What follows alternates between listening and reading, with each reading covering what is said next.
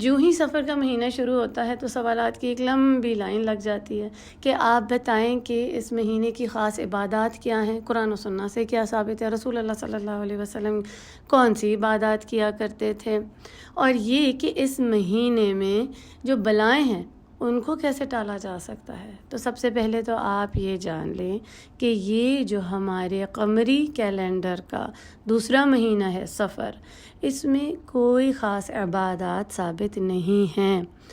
عام مہینوں کی طرح یہ ایک مہینہ ہے، جیسے کہ رسول اللہ صلی اللہ علیہ وسلم نے محرم میں عاشوراء کا روزہ رکھنے کو فرمایا اور زیادہ سے زیادہ روزے رکھنے کی تاکید کی، انہوں نے خود بھی رکھے۔ اور پھر دوسرے جیسے ذوالحجہ کا مہینہ ہے، اس میں ہم پہلے 10 دنوں میں تکبیرات بلند کرتے ہیں اور عبادات کرتے ہیں، وہ اللہ کے محبوب ترین 10 دنوں میں سے ہیں، اس میں ہم روزے بھی رکھتے ہیں۔ پر سفر کے اس مہینے میں کوئی ایسی خاص بات ہمیں نہیں ملتی، جو معمول کی عبادات ہم کرتے ہیں ویسا ہی کریں گے، اور رسول اللہ صلی اللہ علیہ وسلم نے کوئی خاص عبادت کرنے کو ان دنوں میں نہیں کہا۔ اور پھر جہاں پر رہی اس مہینے میں بلاؤں کو ٹالنے والی بات، پہلے تو یہ بات بتائیں کہ اس مہینے سے ثابت کہاں ہوتا ہے کہ اس میں بلائیں آتی ہیں یا بلاؤں کو ٹالنا چاہیے۔ بہت سی ایسی غلط باتیں اس مہینے سے وابستہ ہیں، بہت سے شگن اور توہمات اس سے وابستہ کیے جاتے ہیں۔ یہ جاہلیہ میں ہوتا تھا کہ وہ لوگ سفر میں کسی قسم کی تجارت نہیں کرتے تھے کہ یہ کامیاب نہیں ہوگی، یا شادیاں نہیں کرتے تھے کہ یہ مہینہ نحوست لے کر آئے گا اور یہ شادی طلاق میں بدل جائے گی۔ تو استغفر اللہ ربی، کسی قسم کے بھی یہ شگن اور توہمات اسلام میں نہیں ہیں، بلکہ وہ تو عمرہ بھی نہیں کرتے تھے کہ یہ اس مہینے میں بڑا گناہ ہے عمرہ کرنا، بلکہ اس کی کوئی حقیقت نہیں ہے۔ آج بھی بہت سے لوگ کوئی میٹھی چیزیں بنا کر بانٹتے ہیں کہ برائیاں ٹل جائیں، مصیبتیں ہم سے الگ ہو جائیں، اور ان وہم اور شگن میں پڑ جاتے ہیں۔ یہ تو وہی بات ہوگی جیسے ہم نے ہالووین میں سنا ہے کہ بدروہیں آتی ہیں، بلائیں آتی ہیں، مصیبتیں آتی ہیں، اور ان کو ٹالنے کے لیے کینڈیز بانٹو۔ پہلے خود ہی ایسی باتیں بنا لی اور اس کے بعد حل بھی خود ہی تلاش کر لیے۔ اسلام میں ایسا نہیں ہے۔ ہاں، اگر آپ نے کوئی چیز بانٹنی ہے، کچھ پکا کر کسی کو بھیجنا ہے، اپنے ہمسایوں کو بھیجنا ہے، اپنے رشتہ داروں کو بھیجنا ہے، تو یہ تو نیکی کا عمل ہے۔ دوسروں کو کھلانا جنت میں لے جانے والے کاموں میں سے ایک کام ہے، تو اسے ہم ہر وقت ہی کر سکتے ہیں اور کبھی بھی کریں۔ صرف سفر میں ہی خاص اسے اس چیز سے جوڑ دینا، بدشگنی اور توہمات سے جوڑنا بالکل غلط ہے۔ اور کیا آپ جانتے ہیں کہ یہ شگن اور توہمات ہمیں شرک کی طرف لے کر جاتے ہیں، اللہ سبحانہ وتعالی کی رحمت سے دور کرتے ہیں ہمیں۔ مسلمان کا، ایک مومن کا توکل اللہ پر ہوتا ہے، وہ اللہ پر توکل کرتا ہے۔ ہر خیر و بھلائی اللہ سبحانہ وتعالی ہی کی طرف سے آتی ہے، اور ہم یہ جانتے ہیں کہ کوئی مشکل مصیبہ بھی اللہ کی اذن سے ہے۔ یہ اور بات ہے کہ ہم اللہ کی طرف برائی کو جوڑتے نہیں ہیں۔ اور پھر قرآن مجید سے ہم کیا سیکھتے ہیں، اللہ سبحانہ وتعالی ہمیں کیا بتاتے ہیں کہ کوئی مشکل مصیبہ آئی ہے تو وہ ہمارے اپنے ہی گناہوں کی وجہ سے آتی ہے۔ تو اپنے آپ پر غور کریں، اپنے گناہوں پر غور کریں، اصلاح کریں۔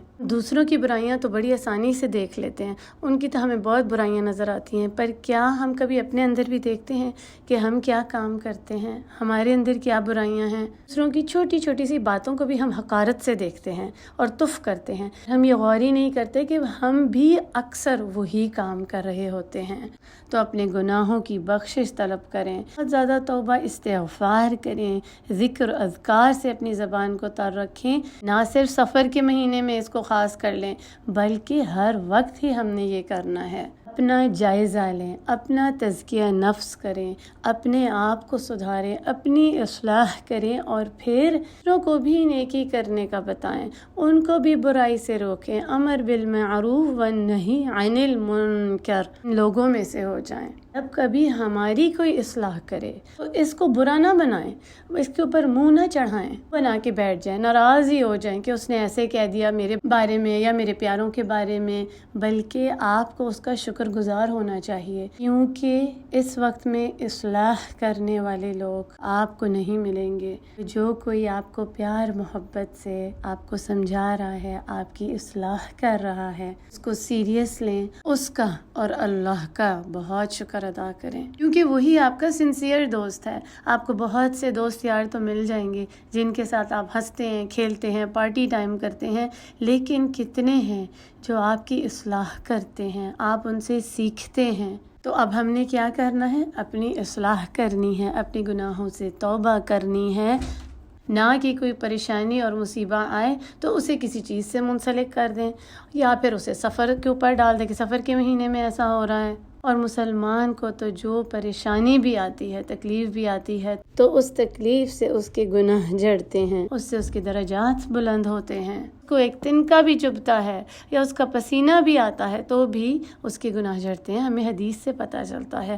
اور ایک آخری بات سفر کے حوالے سے جو مجھے معلوم ہوئی کہ سفر کو اس لیے برا جانا جاتا ہے کہ رسول اللہ صلی اللہ علیہ وسلم اسی مہینے میں بیمار ہوئے تھے، تو یہ مہینہ ہی برا ہے۔ استغفر اللہ ربی، یہ ایک اور وہم والی بات، بلکہ رسول اللہ صلی اللہ علیہ وسلم نے تو خود فرمایا ہے کہ شگن تہومات کچھ بھی نہیں ہیں، ہاں لیکن اچھی بات، اچھا خیال، نیکی کا کلمہ جو تم سنتے ہو، نیکی کی بات، اچھی بات، اصلاح کی بات۔ اور ایک اور جگہ پہ رسول اللہ صلی اللہ علیہ وسلم نے فرمایا لا عدوى ولا طیرہ ولا ہام ولا سفر، کہ کوئی عدوہ نہیں، یعنی لگنے والی جو انفیکشس جیسے بیماریاں ہوتی ہیں ایک دوسرے سے لگتی ہیں اللہ کی اذن کے بغیر، نہ ہی کوئی طیرہ ہے۔ طیرہ یعنی کہ جیسے تہومات، شگن، جنہیں انگلش میں اومنز، سپرسٹیشس بلیف بھی کہا جاتا ہے، یہ جو شگن لیتے ہیں جیسے پرندوں سے لوگ لیتے ہیں،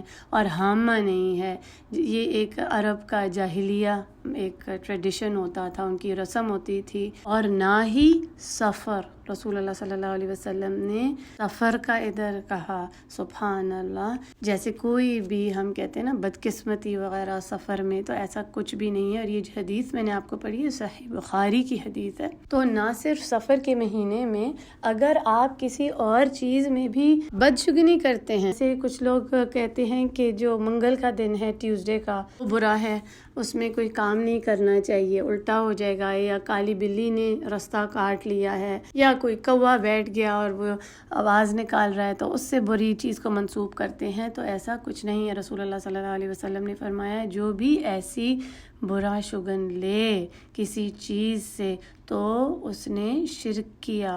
ہاں، ہم اچھا شگن لے سکتے ہیں کسی چیز سے، جیسے ابھی میں نے آپ کو پہلے حدیث میں بتایا، جیسے ہم نے صبح ہوتی ہوئی دیکھی، سورج کی کرنیں نکلتی ہوئی دیکھی، تو ہم نے کہا کہ الحمدللہ اللہ سبحانہ و تعالیٰ نے ایک اور دن مجھے دیا زندگی کا، اس میں میں نیکی کروں گی، اللہ کو راضی کروں گی، اور یہ دن میرے لیے بہت اچھا ثابت ہوگا انشاءاللہ تعالیٰ۔ تو اچھا شگن لے سکتے ہیں کسی بھی چیز سے، اچھی بات کو ہم لے سکتے ہیں۔